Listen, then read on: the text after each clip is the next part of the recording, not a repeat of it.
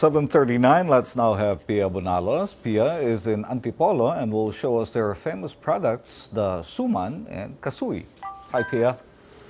Jing, a trip to Antipolo is never complete without getting your fix of suman and kasoy. Right beside the Antipolo Church, there are stalls selling these native delicacies and more. Here is Mengay Marquez, who has been selling for the past 30 years. Magandang umaga po, ma'am. Magandang umaga naman. Magkano na po ang bentahan natin ng suman ngayon? 20 lang isang tali.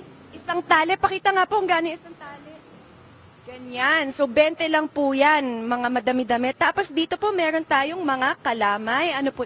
Kalamay at saka yung sapin-sapin at saka yung suman sa liya. Magkano naman po yung mga ganyan natin? 4 na tali na rin to. 4 na ganito. Bali 100.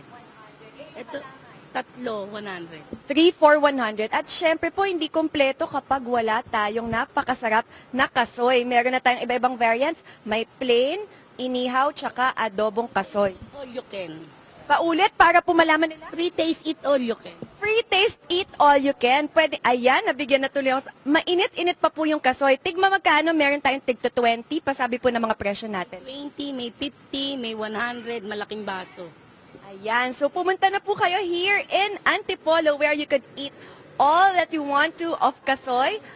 Pati ang suman, lalagyan pa nila ng latek just for you to get that daily fix. Head on over here to Antipolo for your suman and kasoy fix. Jing? Thanks, Pia.